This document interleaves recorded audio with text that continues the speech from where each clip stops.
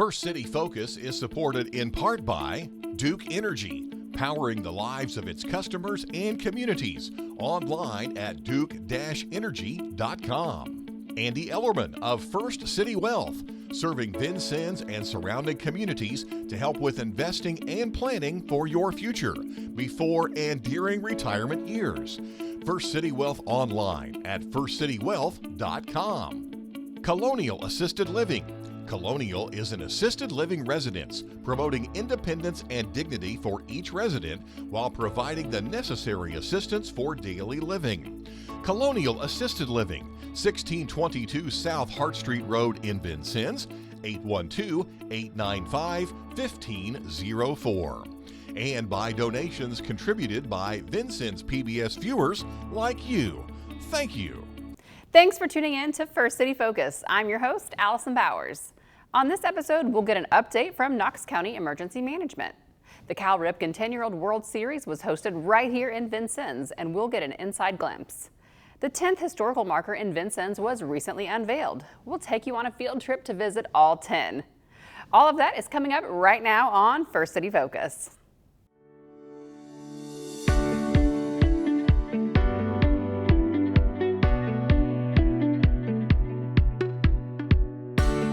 Well, hazards and emergencies are not something that most of us want to spend much time thinking about. However, that doesn't keep them from happening. That's why Knox County Emergency Management is such a vital part of our everyday lives, whether we realize it or not. I'm here today with John Streeter and Jim Evans. Thank you guys for being here. Good morning, Allison. So, talking about hazards, what kind of hazards are you guys kind of watching out for just every day? Well, each location has its own unique hazards, but we use stuff that FEMA puts out, and we look at and grade different types of events that can happen in our county. One of them is flooding. Another one of our main ones is severe weather and tornadoes. And a third one is earthquakes, and the fourth one is hazardous materials events. Okay, and do you guys go and receive extra training for this? How are you staying up on the guidelines that FEMA puts out? So FEMA has a lot of guidance on things like that all the time. We're always getting mail or messages or texts from them or whatever about this kind of thing. And we review our what do we do if plans on a regular basis. We're in the midst of doing that again now, developing the plans and putting them on and reviewing them and making sure they're still timely and so forth.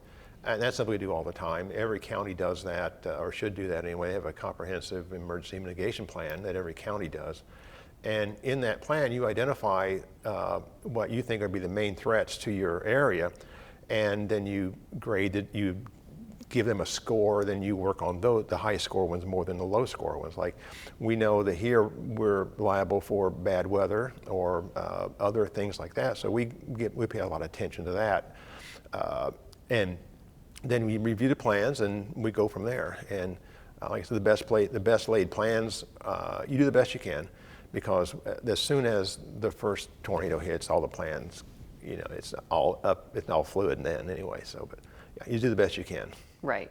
So you guys are out and about places and at actual emergencies and things like that. Tell me how you fit in. We've got the fire department, we've got the police.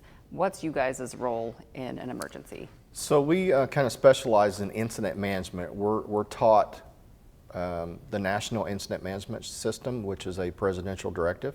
All fire, law enforcement, EMS, emergency management, everybody from A to Z in the United States is trained on how to work this and coordinate together. So when we get there, we first look and see if things are set up right, if there needs to be some different type of coordination with individuals and entities with communications and things, and make sure everybody can talk to each other. Okay. And then, are you putting out information? Are you part of the awareness system? Like you said, communication. Are you sending out information to the public about these things, or how are you communicating with the public? So we do things like we do Facebook Live. We did a Facebook Live thing last night about the event in the northern part of the county. We're trying to be seen in the community. Mm-hmm. We appear on playing things like this, and every time someone asks a question, we'll try to be there. And our job is basically support. If somebody needs something, we'll try to help them. So it's like everything else. You do interviews, you do Facebook, you do other social media things, routine stuff. Right.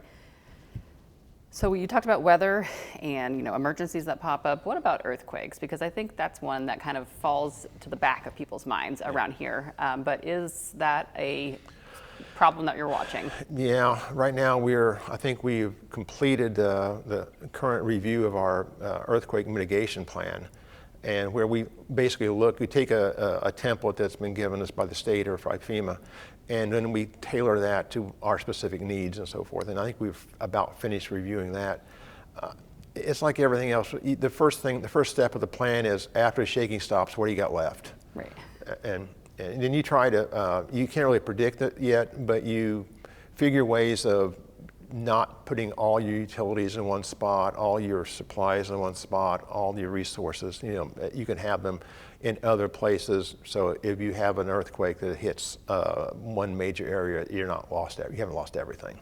Right. Are we close to an earthquake fault, or what's our earthquake We are. risk? So we are 2 faults. The New Madrid, which kicked off in actually 1811, 1812, what it was 7.5 earthquake. It was pretty major.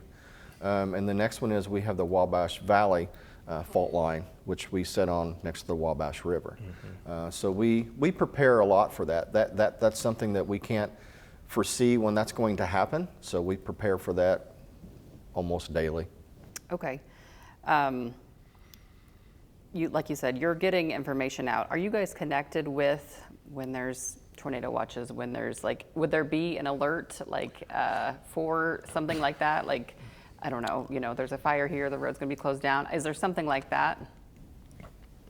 So Code Red. Code Red is one thing we do.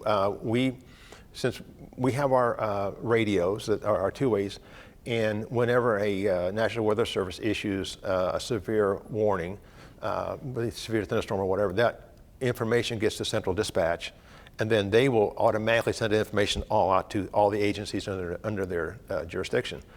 Well, we are also watching that, and we have no weather radio. So the other thing in the county, if you live in the county, then we have a product called Code Red. And Code Red is a service that you would have to sign up for, and it's at no charge to you. And it will automatically dial your phone number or email you or text you or all three and tell you if there's a severe weather incident or something like that in your specific area, at your house. Right. And in addition to that, we've also completed training for the director and the deputy directors to allow us to have access to another part of Code Red we refer to as iPause, which gives us access to the wireless alerts you get on your phone, and also the EAS events that we send out broadcast over the air. We use those sparingly because we don't want to overdo them. Right. But we are authorized to do everything except weather. How do people sign up for Code Red if they aren't already So signed right up? now the county's going through a transition. We're moving to a new website for the county. So right now you can go to knoxcounty.in.gov, scroll down to the bottom and click on the Code Red icon, and that will allow you to sign up for that service. And it's free to all citizens in Knox County. And I think there's also a link on your website. Right. And then, so that's all through the cell phones, right? Are you guys putting out information to the people, like what happens if, cell phone service is lost? How are you reaching emergency information to the people? So one way we can do that still is if you have a landline, then Code Red would go to your home or go to your email, or if your cell phone is out, it'll still go to your email account or go to Home Loan if you have one. We also have, if you're outside, we have the outdoor warning siren systems, and there's 14 in the county. What's the count now? 24. 24 outdoor warning sirens in the county, scattered all over parts of the county. And we have the ability to set them off individually or by area. So if there's an activity or a storm or something in an emergency situation, say in Oaktown or Freelandville, the people in the southern part of the county who would not be included in that, their sirens wouldn't go off to unnecessarily upset them. Your mobile unit. We've seen it places around. Talk a little bit about that and why you take it places. So our Mobile Emergency Operations Center was bought during COVID. It serves two different purposes, actually three. It can be an instant command post for the emergency response personnel, the people that's at the scene if they need to use that. There's lots of communications in there. Second purpose is it's a backup 911 center. So the two computers that are in there hook directly to the 911 service. So if our primary 911 service and facility was not able to be used, that would be the backup, and all the calls would go in there, so we do have a backup now. Third one is it's for incident support, specialized incidents involving special events throughout our community.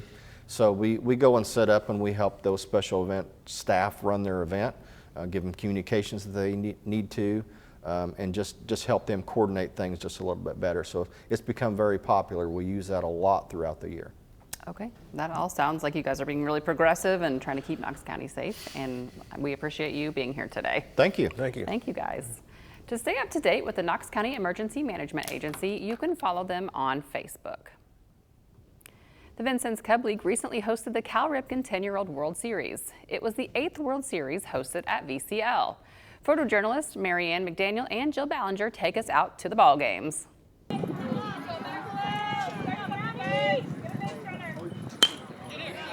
The 2025 Cal Ripken 10-year-old World Series is in the books. The week-long event featured over 300 players from 14 different states and 5 different countries. Who traveled the greatest distance? That honor goes to the team from the Philippines. They traveled over 8,300 miles to get to Vincennes. Locally, Vincennes was represented by the 10U Green team and the 9U White team. It was the 8th time that the Vincennes Cub League had hosted the World Series.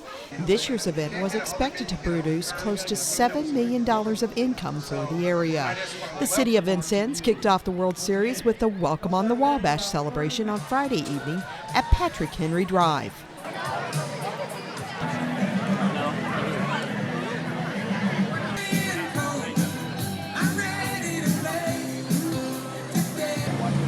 Here comes Germany.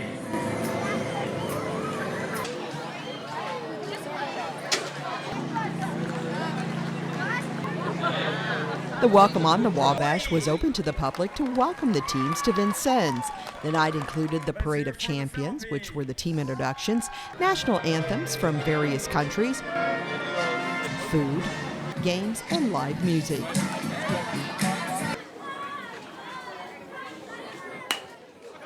Pool play for the 24 teams got underway Saturday morning with West Raleigh, North Carolina versus Boonville, Missouri on the green field and Manoa, Hawaii and Sumter, Alabama on the blue field. 48 games were played from Saturday through Tuesday to determine the seeds for the tournament bracket. Hawaii Kai was the overall top seed for the tournament. They were 4-0 in pool play. The other top 3 seeds were Cranford, New Jersey, South Lexington, Kentucky, and Meridian, Idaho. They were also perfect in pool play. Tournament play started on Wednesday. Locally, Vincennes Green was the 5th seed with a 3-1 record, while Vincennes White was the 21st seed. The Green team won their first-round tournament game 2-1 over West Raleigh, North Carolina. Vincennes Green bowed out of the tournament on Friday when they fell to Crown Point 5-2. The young Vincennes White team put in a great effort falling in their first-round tournament game. The loss put them in the Ironman bracket, where they lost a close one to the Philippines by a score of 9-7. At the end of Friday, there were 2 teams remaining battling for the Little League World Series title.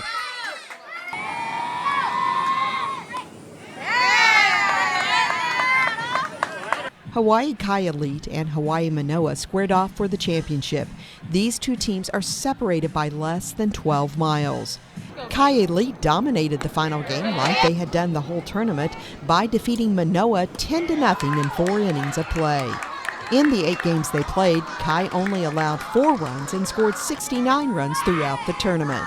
Lineville, Alabama won the Ironman bracket, which is the consolation championship.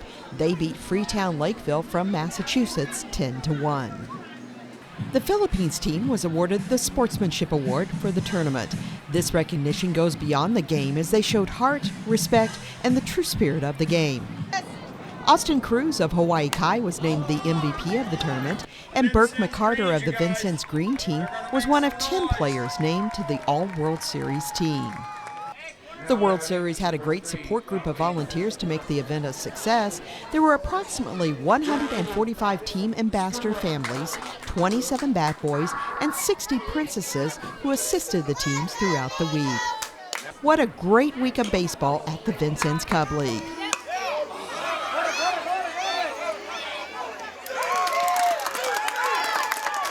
For photojournalist Mary Ann McDaniel, I'm Jill Ballinger for First City Focus. Congratulations to all the players, coaches, and parents who participated in this year's World Series, and to the Vincennes Cub League and the City of Vincennes. What a great job hosting this event. In May, a new historical marker was unveiled in Vincennes. It was the 10th marker that was dedicated by the Indiana Historical Bureau that is located in the Vincennes city limits. Are you curious about what other 9 markers there are? Photojournalists Jill Ballinger and Mary Ann McDaniel will take you to these sites. The Indiana State Historical Markers recognize the statewide, national, or international significance of events, sites, and individuals in Indiana history. The marker program is operated by the Indiana Historical Bureau, a division of the Indiana State Library. Since 1946, the Indiana Historical Bureau has worked closely with community partners to install over 750 of these markers across the state. They can be found in 91 of Indiana's 92 counties. The marker program is a public-driven program, with IHB accepting applications for new state marker topics each year. The markers are intended to tell the stories behind the locations as opposed to the details about the physical structures alone.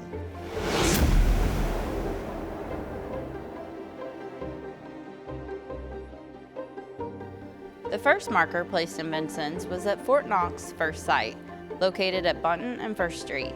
This marker was erected in 1966 by the Indiana Sesquicentennial Commission. Built in 1787 by Major John F. Hamtrick, under command of General Josiah Harmar, it is the United States Army's most western outpost for several years. It was named for General Henry Knox, first Secretary of War.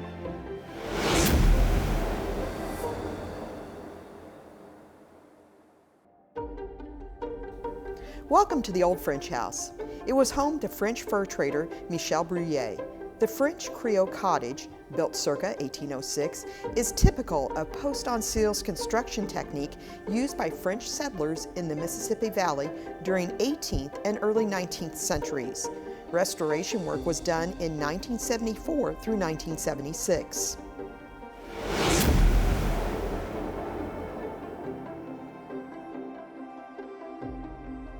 The third marker erected in the city was for Samuel Thornton Scott. In 1808, Scott was the first resident Presbyterian minister in the Indiana Territory. He headed the first school, which was a grammar school. Under the authority of the Board of Trustees of Vincennes University from 1811 to 1815, he served as a member of the Board of Trustees of Vincennes University. The marker is located just off of Harrison Street by the State Historical Sites.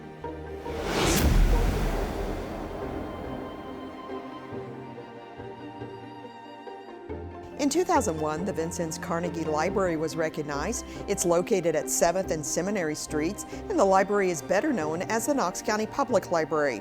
It is listed on the National Register of Historic Places and was one of 1,679 libraries built in the U.S. with funds from Andrew Carnegie.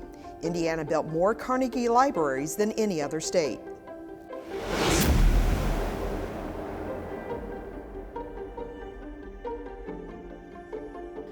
Our fifth marker is for William Henry Harrison and the Lewis and Clark Expedition. Harrison is recognized as being the governor of the Indiana Territory, and he served as a contact during the expedition. Lewis and Clark stopped in Vincennes on their way to the Falls of the Ohio. The expedition explored lands of the Louisiana Purchase and the Pacific Northwest.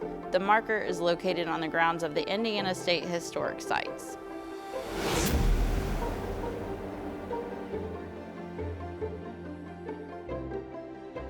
Mary Clark is recognized for her place in history with a marker at the Knox County Courthouse.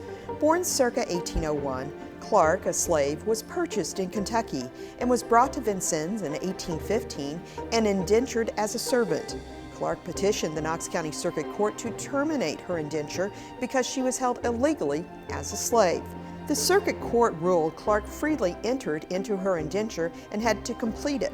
Upon appeal, the Indiana Supreme Court ruled Clark's suit proved her service was involuntary, violating Indiana's 1816 Constitution.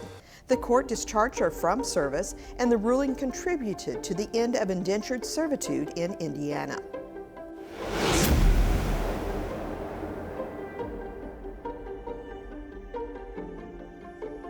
In the State Historic Sites area, we find another marker honoring Tecumseh and Harrison. The marker was installed in 2011. Here, Shawnee warrior Tecumseh met with Indiana Territory Governor William Henry Harrison in August 1810 and July 1811. Tecumseh told Harrison, Indiana lands were common property and could not be sold without an agreement from all Indian nations. The Confederacy wanted to keep peace in their lands, but would defend their villages from U.S. advance. In Tecumseh's absence in 1811, Harrison led troops into contested lands along the Wabash River. The Battle of Tippecanoe ensued on November 7th.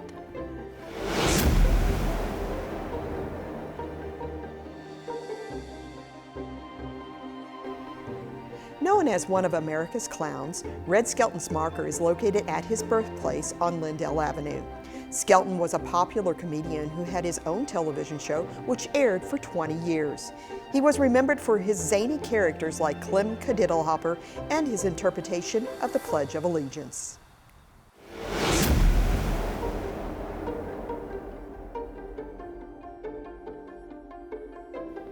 Our ninth marker is for the historic Pantheon Theater. In the day, it was a state-of-the-art facility. The Pantheon Theater opened on May 16, 1921, with the Broadway show Midnight Whirl.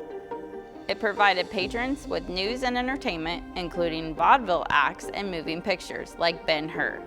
The theater's location in the region facilitated the exchange of arts and culture, and it hosted many renowned entertainers, including Red Skelton.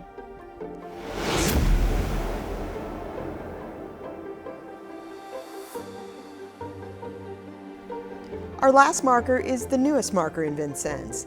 The marker honors Adam Gimbel and the Gimbel Department Store.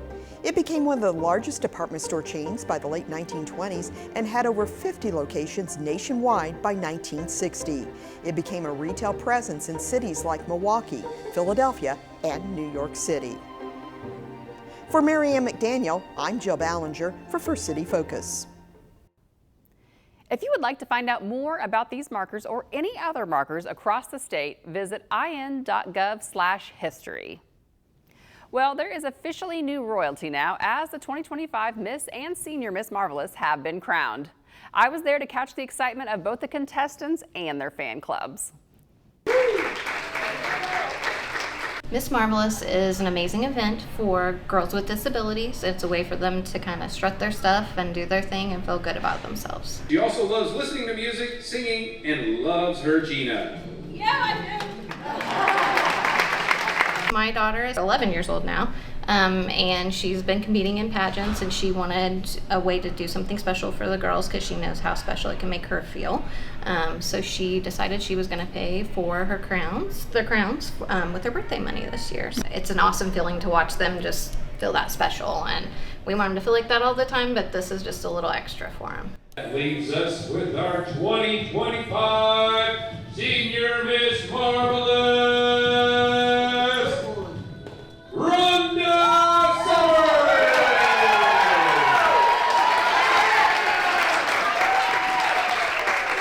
That's right, folks. Let's hear it for these wonderful ladies. Putting on an amazing show for us today. And that's all for this edition of First City Focus. For everyone here at Vincennes PBS, I'm Allison Bowers. Join us again next week.